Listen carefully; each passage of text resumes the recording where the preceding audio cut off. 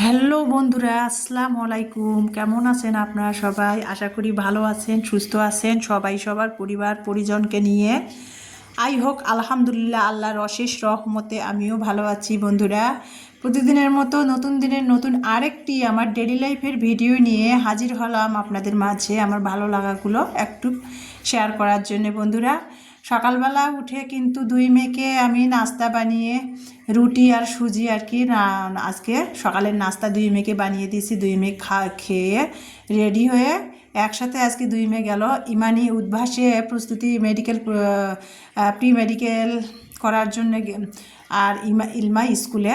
তো ইমানির ইদানিং না প্রতিদিনে ক্লাস প্লাস পরীক্ষাগুলো হচ্ছে প্রি মেডিকেলে, আর ইলমার স্কুল দুই বোনে একসাথে গেল। তো বলতেছে ইমানির 10টা থেকে আর কি 1টা পর্যন্ত। তো ইলমা 9:30টায় তো স্কুল। তো বললাম যে দুই বোনে একসাথে একে অটোতে যাও। ইমানিকে বললাম ইলমাকে স্কুলে নামিয়ে দিই, তুমি তোমার পরীক্ষা দিতে যাই উদ্ভাসে। তো দুই বোনে একসাথে আজকে গেল, আমাকে আর নিচে নামার লাগে নাই। তো দুই বোনে নাস্তা খেলো। এই দেখেন, মেয়েকে চা বানিয়ে দিছি, মেয়ে আর কি চা খাইয়েই নাই। ফজরে ওঠে, ফজরের নামাজ পড়ে একটু রিভেজ দেয়। তো ভাবলাম যে একটু চা বানিয়ে দেয়, আমি খাবো, ওকেও বানিয়ে দিই। তো চা দিছি, খালি একটু সেমাই দিই, একটা রুটি খেয়ে চলে গেল। চা দিছি, চা খাইয়ে নাই, কাপের মধ্যে ঢেকে রেখে গেছে। কী অবস্থা মেয়ের দেখেন। তো ঢেকে রেখে গেছে, ওই চা তো আর পরে খাওয়া যাবে না। ও ঢেকে রেখে গেছে যে পরে খাবে, ওইটা আর কি আর পরে খাওয়া যায়? বিশেষ করে দুধ চা যদি 1-2 ঘন্টা পর খাওয়া হয় না, ওটা বেশি পরিণত হয়ে যায়, ওটা খাওয়া খুব মারাত্মক ক্ষতিকর। তো যাই হোক, আমাকে ফেলাই দিতে হবে, ঢেকে রেখে গেছে মেয়ে টেবিলে। আর এই যে আমি নাস্তা খাচ্ছি, দুই মেয়ে তো খেয়ে রেডি হয়ে চলে গেল স্কুলে। আমি এখন খাচ্ছি সেমাই দিয়ে রুটি আর কি। ফ্রিজে জাল করা দুধ ছিল, সেই দুধ দিয়ে আর কি আমি সেমাই রান্না করেছি অফ ক্যামেরাতে। বলতে ভিডিও করেছিলাম সকালে সেমাই রান্না রুটি বানা, কিন্তু ভিডিওটা আমার ওই যে এডিটে তো ইদানিং কেন জানি আমার ভিডিও এডিট করা মানে ভিডিও চেক করে এডিট করে যখন দিব না, তখন এডিটে না আটকে আটকে যায় ভিডিওগুলো, যার ফলে সেই ভিডিওটা শেয়ার করতে পারলাম না। ভিডিওটা আমার কেটে নেওয়ার লাগছে। তো রুটি আর সেমাই সকালে নাস্তা খেলাম বন্ধুরা, আর সাথে একটু চা বানিয়ে খেলাম। নাস্তা খেতে না খেতেই দেখেন আমি এখন রুমের মধ্যে আর কি অন্যান্য ফার্নিচারগুলো মুছতেছিলাম অফ ক্যামেরাতে। আর এখন বাজে প্রায় 10:30, মেয়েরা স্কুলে গেল 10:30 বাজে। তো আমি নাস্তা খেলাম, আর এই যে দেখেন বৃষ্টি আসছে আর কি, 10:30 বাজে বৃষ্টি আসছে। চিন্তা করছি সকাল থেকে ওয়েদারটা মানে না রোদ না বৃষ্টি ছিল, মেয়েরা স্কুলে পাঠিয়ে দিলাম, এখন আবার বৃষ্টি আসলো। তো ইলমা তো আবার বিদ্যুৎ চমকালে মানে আকাশ খুবই মেঘ ডাকতেছিল। তো ইলমা তো আবার বিদ্যুৎ চমকালে খুবই ভয় পায়, সেটাও চিন্তা করতেছি যে মেয়েটাকে স্কুলে পাঠিয়ে দিলাম। তো বিদ্যুৎ চমকাচ্ছে, মেয়ে তো আমার ভয় পাবে আর কি। তো যাই হোক বন্ধুরা, সেটাই আর কি বৃষ্টির ভিডিও ফুটেজ একটুখানি ক্যামেরাবন্দি করে নিয়ে আপনাদের মাঝে শেয়ার করলাম। আর টেনশনও করতেছিলাম, জ্বালানা দিয়ে বৃষ্টিটাকে আমি ভিডিও করতেছি আর টেনশন করতেছি, বিদ্যুৎ চমকাচ্ছে, মেয়েটা তো আমার স্কুলে ভয় পাবেনি। বৃষ্টিটা যদি এরম সকালে থাকতো তাহলে মেয়েকে স্কুলেই পাঠাইতাম না। তো যাই হোক, আল্লাহ আল্লাহ করতেছি। তো এই যে তারপরে কিন্তু এখন বাজে 11টা। অফ ক্যামেরাতে কিন্তু সংসারে আমি অন্যান্য কাজগুলো করে নিয়েছি। এই যে এখন রান্না করব, তো ভাবলাম যে একটু লেবু পানি খেয়ে নেই। তো এখানে লেবু পানি খাওয়ানোর জন্য কিন্তু আমি 1 চিমটি সবসময় লেবু পানিতে লবণ দেই, আর 1 চা চামচ আমি চিনি দেই। একেবারে লেবুর মানে টকটা খাই না, মানে 1 চা চামচ, না মিষ্টি না আর কি টক, এরকম মানে চিনিটা একেবারে মিষ্টি না, হালকা আর কি। আর 1 চিমটি লেবু মানে লবণ দেই। তো দিয়ে সেটাই আর কি লেবু পানি আমি খেয়ে নিচ্ছি বন্ধুরা। 11টা যেহেতু বাজে, তারপরে খাবো। আর এই যে শরবত গুলাচ্ছি, আর চিন্তা করতেছি কী রান্না করব করতেছে, আর শরবত গুলাচ্ছি মাথার মধ্যে, ব্রেনটে চিন্তা ভাবনা চলতেছে, আর শরবত গুলে খাচ্ছি বন্ধুরা। তো এই যে শরবতটা লেবুর খেয়ে নিলাম, নিয়ে তারপরে চিন্তা করতেছি এখন কি রান্না করব। তো আর কি মা যে আসছিল প্রায় 10 দিন হয়ে গেল, ভাত অলরেডি বসিয়ে দিলাম শরবত খেয়ে রাইস কুকারটা ইদানিং না আমার রাইস কুকারের মেশিনটা না খুব স্লো হয়ে গেছে, দ্রুত ভাত হয় না। তো যাই হোক, ভাতটাও হোক। আর মা না আসছিল, তো আপনারা তো দেখেছেন, শেয়ার করেছি, মানে 10 দিন আগে আসছিল। বাড়ির যে আমাদের বাড়িতে নতুন আর কি উঠানে আর কি চাল কুমড়ের গাছ হয়েছে, সেই গাছে না বেশ কয়েকটা নাকি কুমড় ধরেছে। তো মা না সেখান থেকে একটা কুমড় নিয়ে আসছে, আর বাকিগুলো ছোটো ছোটো দেখি নিয়ে আসে নাই। গাছের কুমড় সার বীজ ছাড়া ন্যাচারাল, মানে আঙিনার উঠানে মানে আঙিনাতে হয়েছে আমার মায়ের হাতে লাগা নতুন গাছের। তো মা আসছে সেটা আর কি আমার জন্য একটা ন্যাচারাল কি গাছের চাল কুমড় নিয়ে আসছিলো। তো মা এমনিতেই বলছিল যে কুমড়টা বেশি দিন রাখো না, মানে টাটকাটা খেও। আমি আবার বলছিলাম যে ইলিশ মাছ দিয়ে খাবো, ইলমার বাবা আসলে। তো আমি না শপিং ব্যাগে করে ফ্রিজে রাখছিলাম। আর দেখেন, আর ইমানি আবার বলছিল যে এই কুমড়টা দিয়ে মোরব্বা খাবে, মানে চুনালা কুমড় তো মানে পেকে গেছে, সেই কুমড় দিয়ে মোরবা কিন্তু ভালো লাগে। আমি আবার বলছি যে ইলমার বাবা আসলে ইলিশ মাছ দিয়ে এই কুমড়টা খাবো, ইলিশ মাছ দিয়েও কিন্তু এই ধরনের কুমড়গুলো রান্না করলে ভালো লাগে। তো ইলিশ মাছ ইলমার বাবা অবশ্য হোয়াটসঅ্যাপে আমার বরিশাল থেকে ভিডিও করে পাঠিয়ে দিয়েছিল, বলল যে 20,000 টাকার ইলিশ মাছ কিনে পাঠিয়ে দিবে। তো আমি আবার বললাম, আর ইমানি বলল যে না, 20,000 টাকা দিয়ে ইলিশ মাছ খাওয়ার দরকার নাই, যেহেতু সামনে আমাদের অনেক টাকা পয়সার সমস্যা আছে, জমি কেনা হয়েছে, বাড়ি টাড়ি করার তো ব্যাপার স্যাপার আছে, তাই না? তো বললাম যে অনেক ইলিশ খেয়েছি, 20, 15, 30 এরকম দামের অনেক ইলিশ খেয়েছি, এখন আর ওই যে 20,000 টাকা দিয়ে বরিশাল থেকে ইলিশ কিনে দেওয়ার দরকার নাই, খাবো না। তাছাড়া ইলমারও ডক্টর নিষেধ করছে ইলিশ মাছ, গরুর মাংস, মানে যে খাবারগুলোতে অ্যালার্জি হয় সেই খাবারগুলো ডক্টর নিষেধ করে দিচ্ছে। তো সেই জন্য আর কি ইলমার বাবাকে বললাম দরকার নেই বরিশাল থেকে কুরিয়ারে আর কি ইলিশ পাঠানোর।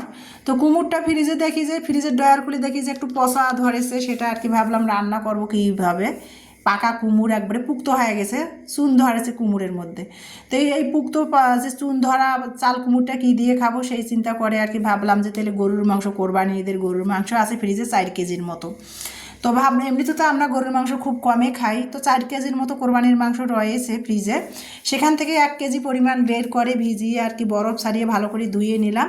তো ভাবলাম যে আমার শাশুড়ি দেখি যে মাংস দিয়ে চাল কুমড় খায়, গরুর তেল আলা যে চর্বিওয়ালা মাংসগুলো দিয়ে চাল কুমড় রান্না করে, আমার শাশুড়ির দেখেছি, আমি কখনো রান্না করি নাই, আমি ফার্স্ট। তো ভাবলাম যে আমি আর কি এই পাকা মানে চুনালা চাল কুমড় কী দিয়ে রান্না করব। তো ভাবলাম যে মা ভালোবেসে জিনিসটা দিছে ন্যাচারাল, আর কি করব, বুদ্ধি খাটিয়ে ভাবলাম যে কোরবানির গরুর মাংস দিয়ে চাল কুমড়টা রান্না করি। তো যেই কাজ সেই কথা, চাল কুমড়টা আমি ধুয়ে কেটে নিয়ে তারপরে এই যে গরুর মাংস বের করলাম, গরুর মাংসটা পরিষ্কার করে সব মশলা দিয়ে আমি হাতে মেখে প্রেসার কুকারে গরুর মাংসটা মেখে সেকে সিদ্ধ করে নেব, তারপরে কড়াইতে কষিয়ে নেব। তো সিদ্ধ করব সব মশলা দিয়ে, সেগুলাই দিচ্ছি, আমরা যে মাংসের মধ্যে যে মশলাগুলো ব্যবহার করে থাকি সেগুলাই দিচ্ছি বন্ধুরা। দিয়ে তারপরে কিন্তু এই যে সব মশলা দিয়ে হাতের সাহায্যে মাংসটা আমি প্রেসার কুকারে মেখে নিব, নিয়ে তারপরে সামান্য পরিমাণ একটু পানি দিয়ে মাংসটা ভালো করে সিদ্ধ করে নেব। তো এই যে সেটাই করতেছি। আর তেলও শেষ হয়ে গেছে, মাছ শেষ হয়ে গেছে, তেলও শেষ হয়ে গেছে, তেল আনতে হবে। চিন্তা করতেছি যে মেরুদণ্ডর ব্যথাটা আবার বেড়ে গেছে, বাজারে যাব, কিছু টুকিটাকি বাজারও আছে আবার নাই, তো চিন্তা করছি যাবো না না যাবো, ওষুধ শেষ হয়ে গেছে, কি করব বুঝতে পারতেছি না। তো যাই হোক রান্না করি, ইলমাই স্কুল থেকে আসুক, পরে না হয় ব্যবস্থা করা যাবে নি বাজার যাবো কি না, এখন যেহেতু দুপুরে রান্না করি, মেয়েরা স্কুল থেকে এসে খাবে। তো এই যে কুমড়টা কিন্তু আমি এই যে মাংসটা তো হাতে মেখে আমি বসিয়ে দিলাম প্রেশার কুকারে সিদ্ধর জন্য গ্যাসের চুলায়, আর ম্যাজিক চুলাতে কিন্তু আমি এই যে কুমড়টা 1 চিমটি হলুদ দিয়ে একটু পরিমাণ পানি দিয়ে একটু বলক তুলে নেবো। এই যে বলক তুলে গেছে, এখন কিন্তু মাংসটা আমি ঝাঁঝরাতে আর কি পানি ঝরাতে দিলাম, মানে পুক্ত হয়ে গেছে যেহেতু চাল কুমড়টা চুন হয়ে গেছে, সেই চাল কুমড় কিন্তু একটু পানি দিয়ে ভাপিয়ে আর কি গরম পানি দিয়ে ভাপিয়ে নিয়ে রান্না করলে কি চাল কুমড় যে মানে পাকা চাল কুমড় যেটা, সেটা কিন্তু একটু টক টক ভাব থাকে কিন্তু, আর গরম পানি দিয়ে হলুদ দিয়ে ভাপিয়ে নিলে না সেই টকটক ভাবটা থাকে না। আমি ছোটোবেলায় দেখতাম মা এভাবে আর কি মাছ দিয়ে রান্না করলে এভাবে রান্না করতো আর কি পুক্ত চাল কুমড়গুলা, তো সেটাই আমিও করে নিলাম বন্ধুরা। তারপরে এই যে প্রেসার কুকারে মাংসটা সিদ্ধ হয়ে গেল, এখন কিন্তু আমি মাংসটা প্রেসার কুকার থেকে কড়াইতে ঢেলে নিলাম, কষিয়াবো। এই যে সিদ্ধের পানিটা সহ মাংসটা পুরো কষিয়ে পানিটা শুকায় ফেলাবো, আর মাংসটা কড়াইয়ের মধ্যে কষাবো। এই যে কষিয়ে নিলাম, নিয়ে কিছুটা মাংস আমি তুলে রাখলাম, এতগুলো মাংস তো আর চাল কুমড় দিয়ে রান্না করবো না, কিছুটা কষিয়ে তুলে রাখলাম, আর কিছুটা মানে অর্ধেক মাংস রাখলাম, আর অর্ধেক মাংস হাড় দিয়ে আর কি আমি চাল কুমড়টা রান্না করতেছি। দেখেন ফার্স্ট আমি চাল কুমড় রান্না করতেছি মানে কোরবানির গরুর মাংস দিয়ে বন্ধুরা দেখেন। আর কষানো মাংস কিছুটা 1 বাটি পরিমাণ তুলে তুলাম, পরে মেয়েরা যে কোনো কিছু করে খেতে চাইলে সেটা দিয়ে তৈরি করে দেবো, সিদ্ধ করে কষিয়ে রেখে দিলাম। তো যাই হোক বন্ধুরা, এই যে বাকিটা দিয়ে আমি চাল কুমড় কীভাবে রান্না করতেছি কোরবানির মাংস দিয়ে সেটাই আপনাদের সাথে শেয়ার করতেছি বন্ধুরা। আমি যেহেতু কখনো রাঁধি নাই, আমার শাশুড়ি এভাবে রাঁধতো, আমি দেখেছিলাম। তো সেটাই আর কি আমি রান্না করতেছি আর চিন্তা করতেছি আমি তো আমার স্টাইলে রান্না করলাম, কিন্তু আমার মেয়েরা খাবে কি না সেটাই তো আর কি চিন্তার বিষয়। তো যাই হোক, মেয়েরা না খেলেও মেয়েদের বুঝিয়ে খাওয়াতে হবে। চাল কুমড় তো এমনিতেও অনেক হেলদি একটা খাবার, ভালো খাবার। পেঁপে, চাল কুমড়ো এগুলো তো অনেক ভালো খাবার। তো যাই হোক আর কি বন্ধুরা, এগুলো খাইলে শরীর ঠান্ডা থাকে, পেট ভালো থাকে, পেট ঠান্ডা থাকে। তো যাই হোক, মেয়েদের বুঝিয়ে খাওয়াবো আর কি। আর না খেলেও মুরগির মাংস আছে, ব্রয়লার চিকেন গতকালকে ইমানি রান্না করছিল, সেটাই আছে, সেটা দিয়ে আর কি দুই বোন ভাত খেয়ে নিবে, সমস্যা নাই। আর বুঝিয়ে খাওয়াবো, রান্না করছি বুঝিয়ে খাওয়াতে হবে। মেয়েরা কিন্তু মানে কোনো কিছুই সেরকম খেতে চায় না। পেঁপে দিয়ে মাংস রান্না করলেও খেতে চায় না। তারপরে এই যে হয়ে গেল আমার চাল কুমড় দিয়ে কোরবানির গরুর মাংস রান্না করে নিলাম। নামাবার আগে একটু ভাজা জিরার গুঁড়ো দিয়ে দিলাম। আর এই যে গতকালকের একটু ব্রয়লার চিকেন রান্না করা ছিল, সেটা রেখে দিলাম। সেটা দিয়ে আর কি দুই মেয়ে যদি খায় খাবে, না হলে মানে কোনটা দিয়ে খায় খাবে সেটা আর কি। তো চাল কুমড় দিয়ে কোরবানির যে ঈদের গরুর মাংস রান্না করলাম, আর একটু গতকালকের ব্রয়লারের চিকেন ছিল আর কি রান্না, সেটা নিয়ে নিলাম গরম করে। মেয়েরা যেটা দিয়ে খায় খাবে। এখন আমি খাচ্ছি, মেয়েরা আর কি, ইলমা আসে নাই, ইমানি আসছে। আর ইলমা এখনও স্কুল থেকে আসে নাই। তো আমি বিসমিল্লাহ করে দুপুর বাজে 2:30 খেতে বসেছি বন্ধুরা রান্নাঘরে একা একা। ইমানি খেয়ে নিয়ে ও একটু দর্জির কাজে গেছে, ও একটু টেইলারি শিখতেছিল। উদ্বাস থেকে পরীক্ষা দিয়ে এসে গা গোসল দিয়ে খেয়ে দিয়ে আবার একটু দর্জির কাজ শিখতেছে, সেখানে গেছে মেয়ে। তো যাই হোক বন্ধুরা, তারপরে আমি রান্নাঘরে বসে একা একা খাচ্ছি বিসমিল্লাহ করে। এই যে তো মানে চাল কুমড় দিয়ে যে আমি গরুর মাংস রান্না করেছি, তেলালা মাংস হলে আরও ভালো হতো, যদিও মানে মাংসটাতে অতটা তেল নাই, আর আমরা এমনিতেই তেল চর্বিওয়ালা মাংসটা খাই কম। তারপরেও ভালো লাগতেছে বন্ধুরা, প্রথম রান্না করেছি তারপরেও ভালো লাগছে। যেমন পেঁপে দিয়ে মাংস রান্না করলে টেস্ট আসে, সেই টেস্টটাই লাগতেছে চাল কুমড় দিয়ে যে মাংসটা রান্না করেছি, খুবই মজা হয়েছিল। আর একটা কথা কি বন্ধুরা, তেল লবণ আমি মনে করি নুন তেল দিয়ে একটা দুর্বাঘাস রান্না করলেও যত্ন সহকারে রান্না করলে স্বাদ হয়, সেটা কোনো ব্যাপার না। যদি ভালোবাসা যত্ন সহকারে যদি রান্না করা যায়, একটা দুর্বাঘাস তুলে কিন্তু রান্না করলে কিন্তু তেল মশলা দিয়ে স্বাদ হয়। তো যাই হোক বন্ধুরা, তারপরে দুপুরের খাবারটা খেয়ে এখন বাজে বিকেল। ইলমা স্কুল থেকে আসছি, ইলমাকে বাসায় রেখে ইমানিকে নিয়ে আমি একটু রেল বাজার আসলাম। তেল শেষ হয়ে গেছে, ওই যে রান্না করতে বললাম দুপুরে তেল নাই, সয়াবিন তেলও নাই, সরষের তেলও নাই। তো আমি তো সবসময় মেল থেকে তেলটা নেই, তো সেখানে মেলে চলে আসলাম, মানে রেল বাজারে। আর যদিও রেল বাজারে হাট না, তো সবসময় তো মেল আর কি চালুই থাকে। তো আমি এই যে দেখেন মেলে চলে আসলাম, মেল থেকে ঘানি থেকে সরিষার তেলটা নিব। এই যে মেল, এখানে তেল ভাঙায়। আর সয়াবিন তেলটাও নিব বন্ধুরা। মানে বোতলের যে এখানে তেল 3 রকমের আছে, 1 নাম্বার, 2 নাম্বার, 3 নাম্বার। তো 1 নাম্বার তেলটা, বোতলের তেলের যে দাম, ওই যে খোলা তেলেরও সেই দাম। 2 নাম্বার তেলের দাম আবার 10 টাকা কম, আবার যেটা পামের তেল সেটার দাম আরও কম। তো আমি আর কি 1 নাম্বার খোলা তেলটাই কিনি। তো যাই হোক বন্ধুরা, পরিচিত দোকান থেকে সবসময় কিনে এই যে বোতল নিয়ে আসছিলাম। সরিষার তেল নিলাম, সয়াবিন তেল নিলাম, আর একটু ওই যে কনফেকশনারির দোকানে আসছি। মেয়ে নাকি কাপড়ে ওর কিছু জামা আছে আর কি, গাউন জামাগুলা, সেগুলাতেও ওই যে মানে মার জাল করে দেয় অ্যারারুট আর কি, সেটা নেওয়ার জন্য। তো নিয়ে তারপরে বাসায় চলে আসলাম বন্ধুরা। আর সকাল থেকে তো আকাশটা অনেক মেঘ, বৃষ্টি হচ্ছে থেকে থেকে আর কি। তো যাই হোক, নিয়ে বাসায় চলে আসলাম। এই যে এখন বাজে মাগরিব হয়ে গেছে, মাগরিবের আজান অলরেডি দিয়ে দিয়েছে।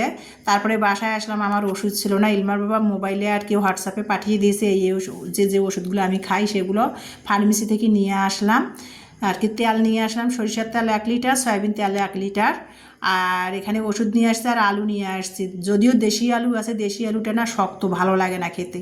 তো এই যে 1 কেজি নিয়ে আসলাম আলু, 20 টাকা কেজি। আটা নিয়ে আসলাম, যেহেতু সকালে রুটি খেতে হয়। প্যাকেটের আটা 50 টাকা, 55 টাকা, আর খোলা আটাটা 45 টাকা করে। তো খোলা আটাটাই আমি নিয়ে আসলাম 2 কেজি।